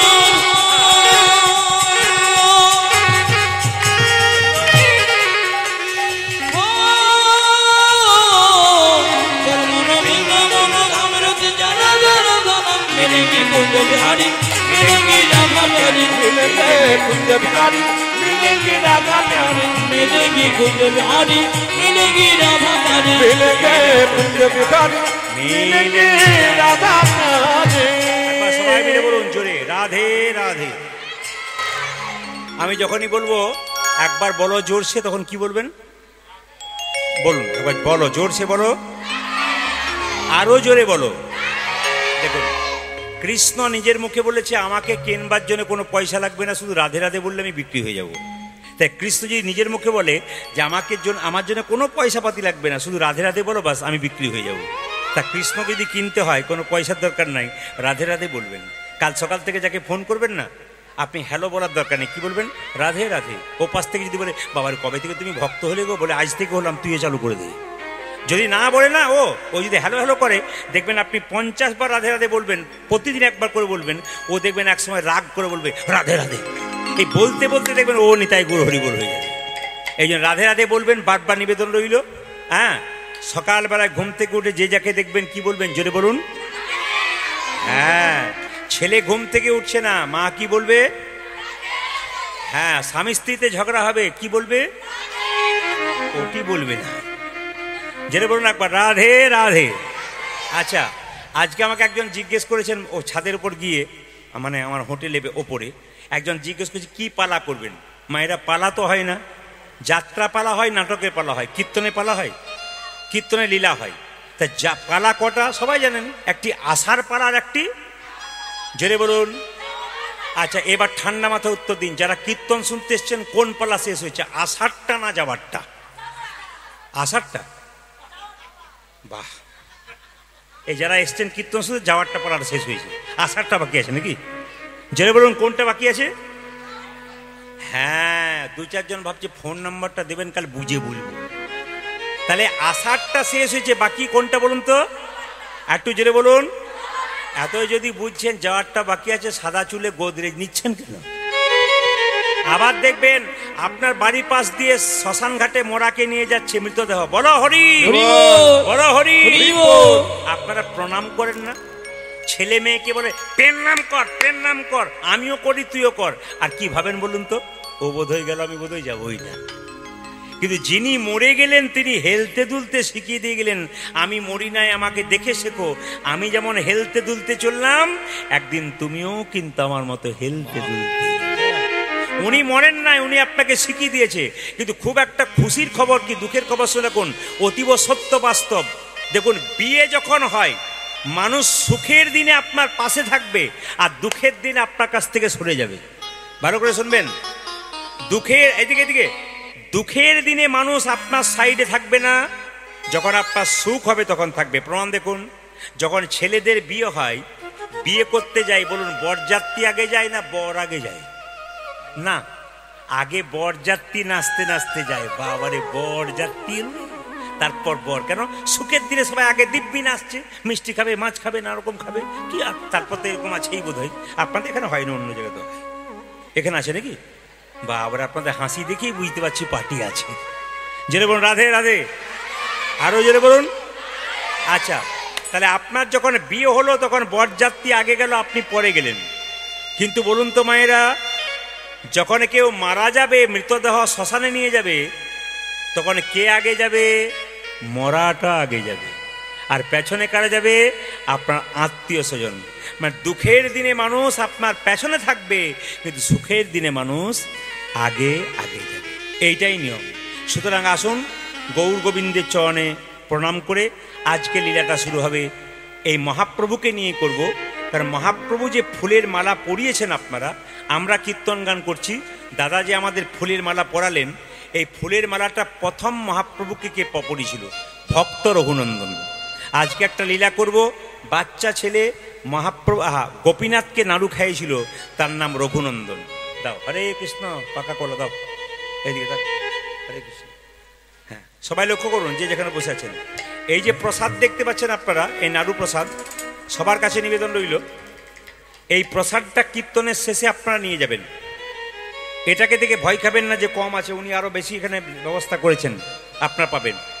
এই প্রসাদটা আজকে কীর্তনের শেষে মায়েরা নিয়ে যাবেন কাপড়ে কোণে, আর দাদা ভাইয়েরা নিয়ে যাবেন পকেটের মধ্যে। লাভ কি আছে জেনে নিন। শাস্ত্র বলছে, আপনার বাড়ির বাচ্চা যদি খুব চঞ্চল হয়, খুব অস্থির হয়, পড়াশোনাতে মাথা নেই, আপনি এক কাজ করুন, এই বাতাসাটা একটা তুলসী পত্র দিয়ে প্রতি বৃহস্পতিবার, রঘুনন্দনের জন্ম বৃহস্পতিবার, প্রতি বৃহস্পতিবার আপনি এই বাতাসাটা জয় গোপীনাথ বলে কপালে ঠেকিয়ে 3 বার বলে মুখে দিন। প্রতি বৃহস্পতিবার বলবেন, একটা মাত্র বাতাসা পাবো, সারা বছর চলবে কি করে? 1 বছর দিতে হবে প্রতি বৃহস্পতিবার। তাহলে আপনারা বলবেন, আপনার বাড়িতে 1 কেজি 2 কেজি বাতাসা কিনে হরিলুট দিয়ে দেবেন, তার মধ্যেই বাতাসাটা মিশিয়ে দেবেন। আগামীকাল কিন্তু বৃহস্পতিবার, কাল থেকে কিন্তু শুরু হবে। ভালো দিন কিন্তু আপনাদের, অনেকে অপেক্ষা করতে হয়, কিন্তু আপনারা কাল থেকে শুরু করতে পারবেন। প্রতি বৃহস্পতিবার বাচ্চাকে স্নান করিয়ে, প্রত্যেকটি মায়ের কর্তব্য হবে। যেমন মারা বাচ্চাকে সাজিয়ে স্কুলে নিয়ে যান, ওটা যেমন আপনার দায়িত্ব আছে। মারা যেমন জোর করে পড়াশুনো করানো, ওটা দায়িত্ব আছে।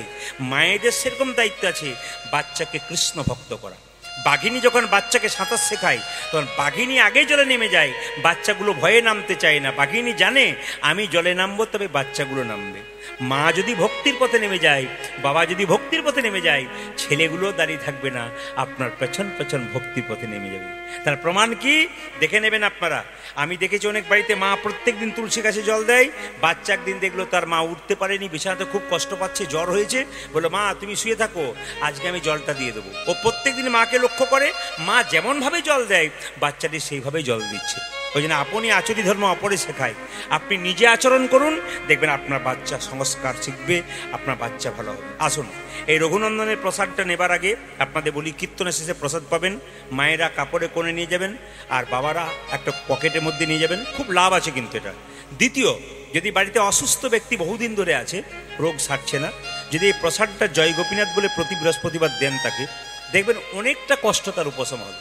3 নম্বর হচ্ছে, যদি বাড়িতে কোনো অশান্তি থাকে, আপনি তুলসী গাছে জল দেওয়ার পর এই বাতাসারা তুলসী গাছের নিচে গুঁড়ি করে ভাঙবেন, আর জয় গোপীনাথ বলবেন, 1 বছর বলবেন বৃহস্পতিবার, দেখবেন আস্তে আস্তে নেগেটিভ এনার্জি দূর হবে, পজিটিভ এনার্জি আপনার মধ্যে আসবে। বাড়ির সকলে প্রত্যেক দিন তুলসী গাছে জল দেবেন। আসুন, আজকে রঘুনন্দন লীলা বলতে গেলে বলবো, এইটা হচ্ছে দীঘা, মানে মেদিনীপুর পড়ছে নাকি? আচ্ছা, আমি এসছি কোথা থেকে? বীরভূম থেকে। তাহলে বীরভূমের পাশেই কিন্তু বর্ধমান আছে। কেউ যদি নবদ্বীপ কাটোয়া যান, নবদ্বীপ যান, ওখানে দেখবেন ওখান থেকে 10 টাকা ভাড়া, শ্রীখণ্ড গোপীনাথের মন্দির। ওখানে গেলে আশ্চর্য দেখবেন, পৃথিবীর এত মন্দির আছে গোপীনাথের, কোনো জায়গাতে দেখবেন পাথরের নাড়ু নাই, কিন্তু ওখানে গিয়ে দেখবেন গোপীনাথের হাতে অর্ধেকটা পাথরের নাড়ু আছে। ওই গোপীনাথকে দেখতে যাবেন, বহু মানুষ যায় গোপীনাথকে দেখতে, ছোট্ট গোপীনাথ বসে আছে অর্ধেকটা পাথরের নাড়ু নিয়ে। এরই তত্ত্ব কথা আপনাদের বলবো, প্রসাদটা আপনারা পড়ে নেবেন। সবাই মিলে বলুন, গোপীনাথ জিউ কি, গোপীনাথ জিউ কি, গোপীনাথ জিউ কি, গোপীনাথ জিউ কি। জেনে নিন, বর্ধমান জেলার শ্রীখণ্ড গ্রামের 2 ভাই, আগে রঘুনন্দনের জন্ম দিই, শুনে রাখুন। বর্ধমান জেলার 2 ভাই, বড় ভাইয়ের নাম মুকুন্দ সরকার, ছোট ভাইয়ের নাম নরহরি সরকার। মন দিয়ে শুনবেন, বড় ভাইয়ের নাম কি বললাম? মুকুন্দ সরকার। আর ছোট ভাইয়ের নাম কি? আমি মাঝে জিজ্ঞেস করবো কিন্তু। বড় ভাই কবিরাজি চিকিৎসা করে, আর ছোট ভাই তার সঙ্গে কম্পাউন্ডারি করে। একদিন ছোট ভাই বলছে, দাদা একবার নবদ্বীপে গেলে হয় না? তখন তার টোটো অটো কিছু ছিল না, সাইকেল মোটরসাইকেলও ছিল না, হেঁটে হেঁটে যেতে হতো। তখন বড় ভাই বলছে, তোর মাথা খারাপ হয়েছে? এত রাস্তা হেঁটে হেঁটে যাবি? আরে পা ফুলে যাবে যে। ছোট ভাই বলছে, দাদা যদি কেউ কৃষ্ণ নাম করতে করতে চলে যায়, তার পথ অনেক খাটো হয়ে যায়। আপনারা দেখে নেবেন, যেদিন আপনি বাস পাবেন না, রাস্তায় কোনো গাড়ি পাবেন না, অনেক রাস্তা যাচ্ছেন, কোনো চিন্তা না করে হরে কৃষ্ণ ভগবানের নাম করতে করতে চলে যাবেন, রাস্তা কখন ছোট হয়ে যাবে আপনি বুঝতে পারবেন না। ভগবানের চিন্তা, ভগবান করে, যে করে আমার চিন্তা, আমি করি তার চিন্তা। তাহলে আপনি যখন চিন্তা করবেন, ভগবান দেখবেন আপনারও চিন্তা করবে। তাই চলে যাচ্ছে কে কে? ওর মুকুন্দ সরকার আর নরহরি সরকার নাম গাইতে গাইতে চললো কোথায়? শ্রীখণ্ড থেকে নবদ্বীপে। সবাই মিলে চলুন, কৃষ্ণ কেশব কৃষ্ণ কেশব কৃষ্ণ কেশব তাই নাম, রাম রাঘব রাম রাঘব রাম রাঘব রক্ষমাম। হরে কৃষ্ণ কৃষ্ণ কৃষ্ণ হরে হরে, হরে রাম রাম রাম হরে হরে।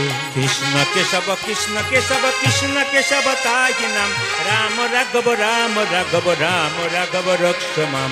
হরে কৃষ্ণ কৃষ্ণ কৃষ্ণ হরে হরে, হরে রাম রাম রাম হরে হরে।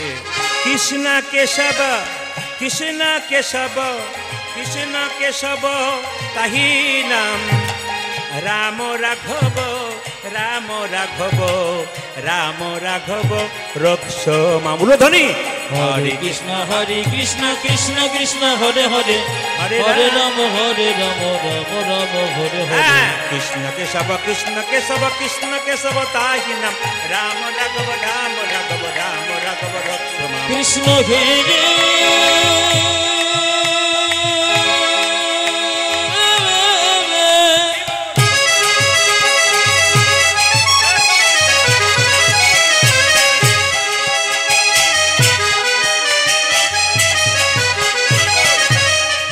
কৃষ্ণ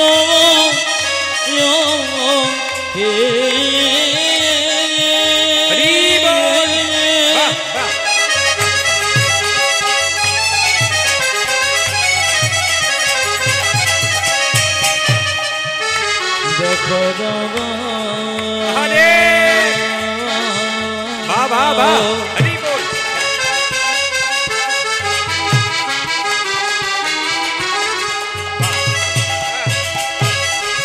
কৃষ্ণ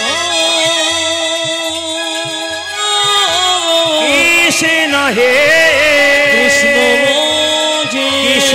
হে কৃষ্ণ হে কৃষ্ণ হে কৃষ্ণ হে। আপনারা বলুন, যে গাছে ফল ধরে সেই গাছের ডালটা নিচের দিকে যায় না উঁচুর দিকে যায়? দেখুন, একজন বলছে কোন দিকে যায়? উপর দিকে। একজন বলছে ওপর দিকে যায়। কে কেমন কীর্তন শুনছে বোঝা যাচ্ছে। হরিনামে যে যত আনন্দ করবে তত পরমানন্দের কৃপা পাবে। অর্থ রোজগার করলে আনন্দ একরকম, আর পরমার্থ করলে আর এক রকম। আপনি অর্থ রোজগার করুন, সংসারে দরকার আছে, কিন্তু মাঝে মাঝে পরমার্থের কথা ভাবুন, আপনার জীবন সুন্দর হবে। সবাই লক্ষ্য করুন, তাহলে যে গাছে ফল ধরে সেই গাছের ডালটা, জোরে বলুন, নিচের দিকে যায়। যারা কৃষ্ণ ভক্ত হয় তাদের ভাবটি কেমন হয়? তাদের ভাবটা নিচু হয়। কেন? যদি হও নিচু তবে পাবে, জোরে বলুন, কিছু। যদি হও নিচু তবে পাবে কিছু। একটা সোনার কলসি যতই দামি হোক না কেন, একজনের কাছে মাথা নিচু করতে হয়। জোরে বলুন, কার কাছে? বলুন মায়েরা, কার কাছে? হ্যাঁ, একটা সোনার কলসি যতই দামি হোক, একজনের কাছে মাথা নিচু করতে, একটা গ্লাসের কাছে। আপনি কয়েকশো কোটি টাকার মালিক আছেন, যদি ভগবানের চরণে, বৈষ্ণবের চরণে মাথা নিচু না করেন, আপনার জীবনে কোনো লাভ হবে না। তবে শুনে রাখুন, ভক্ত যদি কাই মনে কোনো বাঞ্ছা করে, ভগবানের সাধ্য নাই সেই বাঞ্ছা নাহি পুরে। মায়েরা, ভক্ত ভগবানের মন্দিরে কোনদিন গাড়ি বাড়ি টাকা পয়সা চায় না। ভক্ত ভগবানের কাছে কি চাই? ভক্তি সম্পদ চাই। আমি আপনাদের বলবো, মন্দিরে গিয়ে ভগবানের কাছে যে চাই সে অল্প পায়, আর যে চায় না এত পায় ভাবতেই পারে না। আপনার ছেলের বিয়ে হয়েছে না মেয়ে চাকরি পেয়েছে, এগুলো মন্দিরে ভগবানকে বলার দরকার নাই। তিনি তো অন্তর্যামী, তিনি তো সব জানেন। তুমি শুধু ভক্তিটুকু ওনাকে দাও। আর কি মা, আপনার ছেলে যদি আপনার পাশে সবসময় ঘুরঘুর করে, মা কিন্তু বুঝতে পারে ছেলে কেন ঘুরঘুর করছে। তা ভগবানের মন্দিরে বসে থাকবেন, ভগবান নিজেই বুঝতে পারে তোমার কি দরকার আছে কি না, তুমি কিছু চাইবে না। কিন্তু আমরা দুটো আপেল কলা দিয়ে কি বলি? হে গোবিন্দ, মেয়ের বিয়ে হয়ে যাক, ছেলের চাকরি হয়ে যাক, কোনো মতেই চাইবে না। ভগবানের মন্দিরে চাইতে নেই, যে চাই স্বল্প পায়। সুদামার দিকে দেখুন, সুদামা কৃষ্ণের কাছে গিয়েছিল, 10 দিন থেকে ছিল, একবার অভাবের কথা বলে নাই। কৃষ্ণ বলল, তুই অভাবের কথা বলবি না, তোকে দ্বারা আমি কি করছি দেখি। কৃষ্ণ সুদামাকে রাজবাড়ি দিয়ে দিয়েছিল, আর তার স্ত্রীকে রাজরানী করে দিয়েছিল। এই জন্য আপনাদের কাছে নিবেদন রইল, চাইবেন না, যতটুকু দেবার উনি দেবেন, যা প্রয়োজন উনি দেবেন, চাইতে নেই। তাই সবার কাছে নিবেদন রইল। মুকুন্দ সরকার, নরহরি সরকার দাঁড়িয়ে আছে। মহাপ্রভু তখন শ্রীবাসকে বলছে, শ্রীবাস, দু ভাই আমাকে দেখতে এসছে, বড় ভাই মুকুন্দ, ছোট ভাই নরহরি, ওরা দুজনে বসে আছে, এক কাজ করো, ওদের দুজনকে একবার দর্শন দিয়ে আসি। ভক্ত যদি ভগবানকে বারবার চায়, কিছু মনে করবেন না। একজন প্রচণ্ড ঘুমায়, তার বাড়িতে বারবার যে দরজায় ধাক্কা দেওয়া হয়, সে একবার জেগে উঠবে। মন্দিরে যতবার ভগবানকে ডাকবেন, ভগবান একসময় জেগে উঠবেই, আপনাকে কৃপা করবে। ডাকার মতো ডাকতে হবে, ভগবান কৃপা করবে। মুকুন্দ সরকার, নরহরি সরকার দু ভাই মিলে কি করেছে?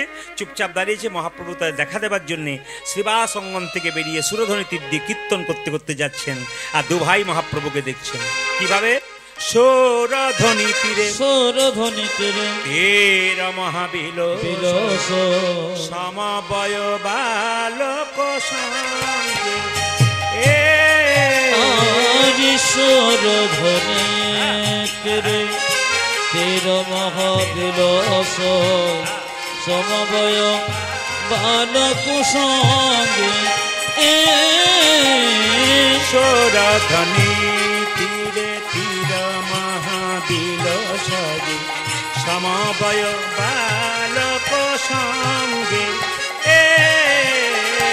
সুরধ্বনির তীরে তীর মহাবিল সমবয় বালক সঙ্গে। পরে করতালি ধ্বনিত হরি ধ্বনি, আমার করে করতাল ধ্বনিত হরি ধ্বনি। পরে করতালি ধ্বনিত হরি ধ্বনি। ও যা যে করে করতালি ধ্বনিত হরি। এই যে যার যেমন ভাব তার তেমন লাভ। ছোট ভাই বলছে দাদা আমি কি দেখছি জানো, ওই তো আমার গোরা আরে ওই তো আমার গোরা নাচে। কি বললি, গোরা নাচে? ছোট ভাই বলছে আমি কি দেখছি জানো, কি ওই তো আমার গোরা নাচে। দেখো দেখো ওই তো আমার গোরা নাচে। আমি দণ্ড বাহু তুলে ওই তো আমার গোরা নাচে। দেখো আমি দণ্ড বাহু তুলে ওই তো আমার গোরা নাচে। আমি দণ্ড বাহু তুলে ওই তো আমার গোরা। ও যা যে হ্যাঁ আমি দণ্ড বাহু তুলে ওই তো আমার গোরা নাচে। যার যেমন ভাব তার তেমন লাভ। বড় ভাই বলছে না না তুই দেখছিস গোরা নাচছে, আমি দেখছি আরেকজন নাচছে। বলে কে? গানের মাধ্যমে শুনবেন। ওই তো গোরাই নাচে, আমার ওই তো গোরাই নাচে। ছোট ভাই বলছে আমি দেখলাম গোরা নাচে। বড় ভাই বলছে না না আমি দেখছি ওই তো গোরাই নাচে। রাই ওই তো গোরাই নাচে। ওই তো গোরাই নাচে। ওই তো গোরাই নাচে। আজ ওই তো গোরাই নাচে। অন্তরে যা শ্যাম নাচে, বাইরে গোরাই নাচে। অন্তরে জানি শ্যাম নাচে, বাজিরে গোরাই নাচে। অন্তরে যা শ্যাম নাচে, বাইরে গোরাই নাচে। যারে অন্তরে যার শ্যাম নাচে, বাইরে গোরাই নাচে। সৌরধনে তীরে তীরা মহাবিলাসয় সমবয় বালক সঙ্গে।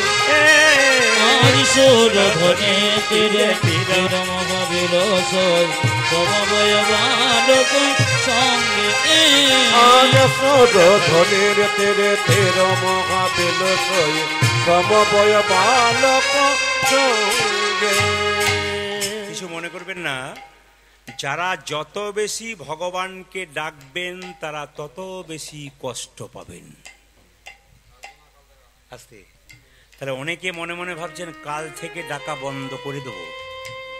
এইদিকে এদিকে শাস্ত্র এই দেখুন দু চারজন উঠছে বলে ভগবানকে ভালোবাসার দরকার নেই। আসলে ওঠে নাই ওই জন্যে বাচ্চা নিয়ে এলে মায়ের খুব যন্ত্রণা, না কীর্তন শোনা হয় না বাচ্চা জ্বালাই, এই জন্য একটু মাঝে মাঝে উঠতে হয়। সবাই শুনবেন কি বললাম। যে ভগবানকে ডাকে ভগবান তাকে মাঝে মাঝে ধাক্কা মেরে দেখে। কেন? যে পড়াশুনো করে তাকেই পরীক্ষা দিতে হয়, রাখাল বাগালকে পরীক্ষা দিতে হয় না। যে পড়াশুনো করে তাকে পরীক্ষা দিলে সে পাস করে চাকরি পায়, আর যে রাখাল বাগাল খালি গরু চড়িয়ে বেড়ালো তাকে পড়াশুনো করতে হয় না, পরীক্ষা দিতে হয় না। যে অভক্ত ভগবানকে ডাকলো না তার পরীক্ষাও নাই, তার পাসও নাই।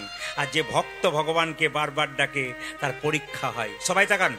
মহাপ্রভু মুকুন্দকে মহাপ্রভু বলল শ্রীবাস তুমি এক কাজ করো, ওদের মধ্যে যে ভাই, যে বড় ভাই তাকে বলে দাও সে আমার 100 জন্ম সঙ্গ পাবে না। হ্যাঁ গো। আর যে ছোট ভাই তাকে বলে দাও সে আমার সঙ্গে সারা জীবন কৃষ্ণ নাম করবে।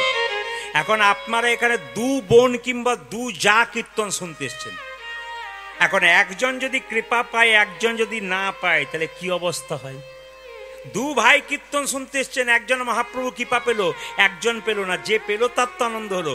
তো মুকুন্দ এই সঙ্গে সঙ্গে শ্রীবাস এসে বলছে তোমাদের মধ্যে ছোট ভাইকে আমি। কি নাম? আমার নাম নরহরি সরকার। এ প্রভু তোমাকে বলেছে তুমি সারা জীবন প্রভুর সঙ্গে কীর্তন করবে। আমার বড় ভাইয়ের জন্য কি বলছো? নরহরি দাদা মুকুন্দ বলছে আমার জন্য কি বলেছে? তোমার জন্য প্রভু বলেছে তুমি 100 জন্ম সঙ্গ পাবে না, 100 জন্ম কৃপা পাবে না। যেই না বলেছে 100 জন্ম সঙ্গ পাবে না, কৃপা পাবে না, অমনি বড় ভাই নাচতে শুরু করেছে জয় গৌর জয় গৌর। লোকে পাগল বলবে না? কৃপা পেল না 100 বছর আর বলছে জয় গৌর জয় গৌর বলে নাচছে। শ্রীবাস বলছে শোনো তোমাকে প্রভু বললো 100 জন্ম কৃপা পাবে না, আমাকে বললে তো আমি 20কে আত্মহত্যা করতাম। এ কথা শুনে মুকুন্দ বলছে শোনো শোনো শ্রীবাস, প্রভু যদি বলতো কোন জন্মে সঙ্গ পাবো না, সঙ্গ পাবো না, তাহলে না হয় আমি 20 খেয়ে আত্মহত্যা করে দিতাম। প্রভু বলেছে 100 জন্ম সঙ্গ পাবো না, সঙ্গ পাবো না, 100 জন্ম না হয় গৌর গৌর বলে কেঁদে বেড়াবো। যখনই 100 জন্ম পেরিয়ে যাবে 101 জন্মে প্রভুর সঙ্গ পাবো। এক জন্মে প্রভু সঙ্গ পাবো, 101 জন্মে প্রভুর সঙ্গ পাবো। 101 জন্মে প্রভুর সঙ্গ পাবো।